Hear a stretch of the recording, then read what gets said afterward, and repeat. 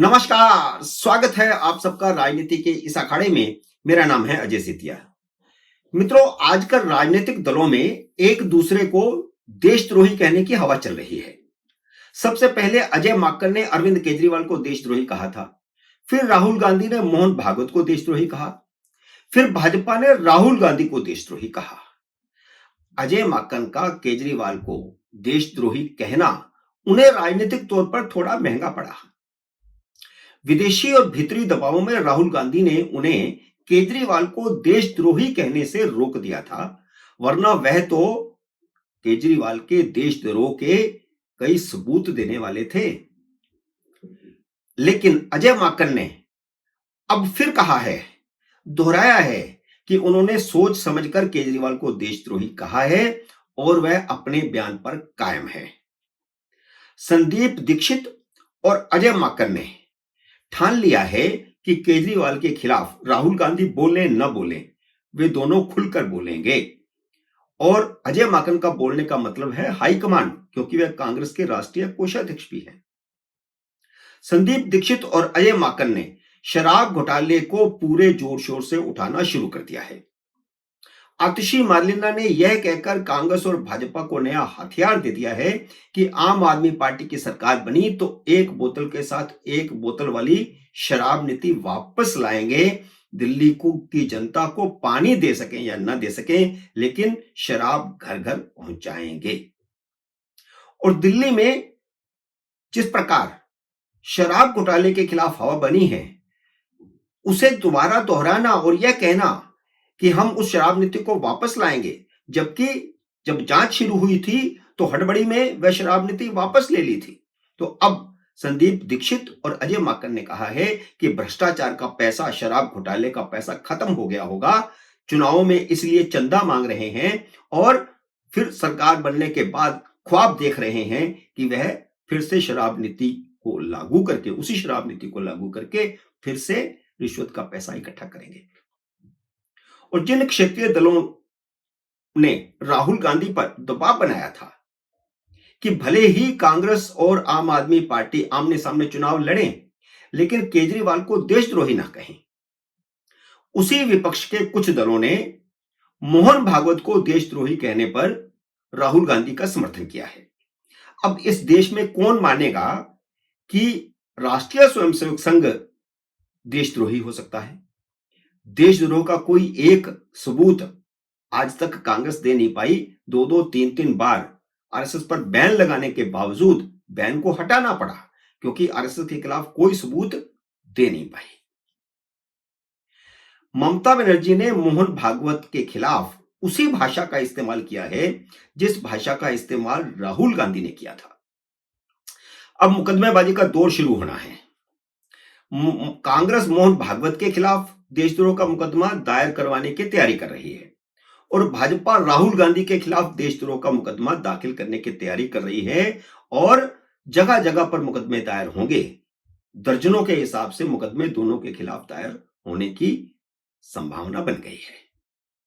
Bharatiya Janata party Rahul Gandhi के चीन के साथ किए गए गुप्त समझौते को मुकदमे का आधार बना रही है, ऐसी खबर मिल रही है। कांग्रेस राहुल गांधी पर जो सफाई दे रही है वह बहुत हास्यास्पद है। कोर्ट में कितनी टिकती है, कितनी नहीं टिकती है, ये तो बाद की बात है।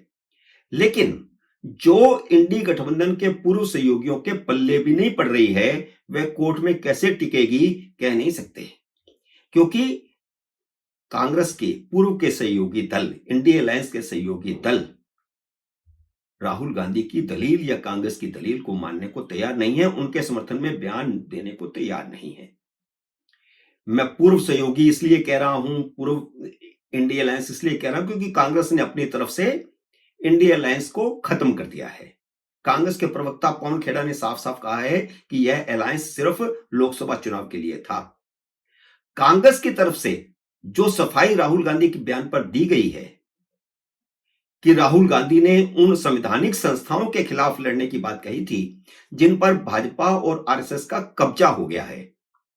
राहुल गांधी की नजर में चुनाव आयोग पर आरएसएस का कब्जा है, न्यायपालिका पर भी आरएसएस का कब्जा है, क्योंकि वह ईवीएम के मामले पर जब जब सुप्रीम कोर्ट में जाते हैं उनकी याचिका ठुकरा दी जाती है। चुनाव चुनाव आयोग ईवीएम को हटा नहीं रहा और सुप्रीम कोर्ट भी उनकी सुन नहीं रही। इसलिए ये दोनों संस्थाएं मोदी के चंगुल में आ चुकी हैं, कब्जा कर लिया है। कांग्रेस की नजर में दोनों मोदी से मिले हुए हैं, यानी चुनाव आयोग भी मिला हुआ है और न्यायपालिका भी मिली, सुप्रीम कोर्ट भी मोदी से मिली हुई है। महाराष्ट्र और हरियाणा के चुनाव नतीजों के बाद सबसे ज्यादा परेशान राहुल गांधी हैं, क्योंकि लोकसभा चुनाव नतीजों से बनी बनाई सारी हवा निकल गई है। कहां तो वह सोचकर बैठे थे कि मोदी सरकार बन ही नहीं पाएगी और बन गई तो चल नहीं पाएगी और उनकी सरकार बनेगी, वह प्रधानमंत्री बनेंगे। और वह किस पर निर्भर थे नीतीश कुमार और चंद्रबाबू नायडू पर। वे समझते थे कि मोदी सरकार गिराने में ये दोनों सहायक हो सकते हैं, लेकिन वे तो चट्टान की तरह मोदी के साथ खड़े हैं। उधर तो हरियाणा और महाराष्ट्र ने हवा निकाल दी और इधर ये दोनों ही चट्टान की तरह मोदी के साथ खड़े हैं। दोनों मोदी की तारीफ में कसीदे पढ़ रहे हैं।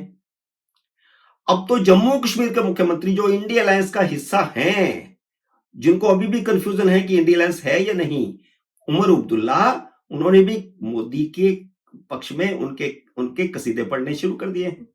जैसे कसीदे उन्होंने मोदी के पक्ष में सार्वजनिक तौर पर पढ़े हैं मोदी जी के सामने, वैसे तो नीतीश कुमार ने भी नहीं पढ़े और चंद्रबाबू नायडू ने भी नहीं पढ़े। तो कहां है इंडिया अलायंस? खत्म। इंडिया अलायंस के टुकड़े टुकड़े होकर के एनडीए की तरफ जा रहे हैं। अब आगे की रणनीति क्या है उमर अब्दुल्ला की, वह कह नहीं सकते, लेकिन संकेत ऐसे हैं। महाराष्ट्र ने राहुल गांधी का जो गुड़ गोबर किया है, उसके बाद राहुल गांधी ने वोटर लिस्ट पर सवाल उठाना शुरू कर दिया है, क्योंकि ईवीएम पर तो ना चुनाव आयोग सुनता है ना सुप्रीम कोर्ट सुनती है। तो अब उन्होंने वोटर लिस्ट पर, और इधर केजरीवाल ने भी वोटर लिस्ट पर सवाल उठाने शुरू कर दिए। हार का कारण पहले से तय कर लिया है। और राहुल गांधी कहते हैं कि लोकसभा चुनावों के बाद महाराष्ट्र में 1 करोड़ नए वोटर जोड़े गए। हालांकि यह सामान्य प्रक्रिया है। भाजपा ने जरा ज्यादा जोर लगा करके नए वोटर जुड़वाए होंगे। आजकल वोटर जुड़वाने की प्रक्रिया चुनाव आयोग नहीं करता ना, खुद करनी पड़ती है। तो यह फिर राजनीतिक दल का दायित्व बनता है कि वह अपने वोटरों को वोटर लिस्ट में जुड़वाए। तो कांग्रेस को भी यह काम करना चाहिए था। जब भाजपा ने नए वोटर जुड़वाए होंगे तो चुनाव आयोग बाकायदा राजनीतिक दलों को आपत्ति का समय देता है। अगर कांग्रेस पार्टी के पास जमीनी वर्कर नहीं बचे हैं जो समय पर आपत्ति दायर कर सकें, तो इसमें चुनाव आयोग का क्या दोष है? चुनाव आयोग उसमें क्या करे?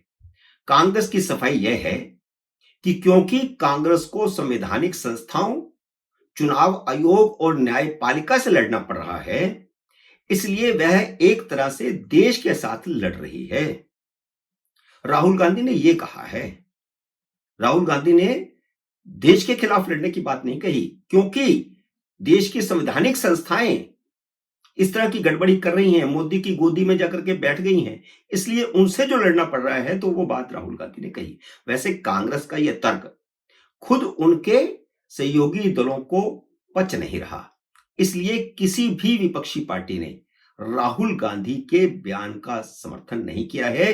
राहुल गांधी के साथ वे खड़े हुए नहीं दिखने चाहते और उनका बचाव नहीं किया है। टीवी चैनलों पर कांग्रेस प्रवक्ताओं के अलावा सिर्फ कांग्रेस समर्थक पत्रकार ही उनका बचाव कर रहे हैं। क्षेत्रीय दलों ने कांग्रेस को औकात में रखने की राजनीति करना शुरू कर दिया है, क्योंकि कांग्रेस ने खुद कहा है कि इंडिया अलायंस खत्म हो चुका है। तो जल्द ही कांग्रेस को आप संसद में भी अलग थलग पाएंगे, क्योंकि ममता बनर्जी, अखिलेश यादव, अरविंद केजरीवाल और उद्धव ठाकरे ने राहुल गांधी के नेतृत्व के खिलाफ खिचड़ी पक रही है इन सब दलों में, जिसे आप संसद के बजट सत्र में देखेंगे। मित्रों, उम्मीद है मेरा यह विश्लेषण आपको पसंद आया होगा, मेरा यह वीडियो आपको पसंद आया होगा। इसे लाइक और शेयर कीजिए, और अगर आपने मेरे YouTube चैनल को अब तक सब्सक्राइब नहीं किया तो कृपया सब्सक्राइब करके अपना आशीर्वाद दीजिए। जल्दी मिलते हैं अगले वीडियो में किसी अन्य विषय के साथ। तब तक नमस्कार।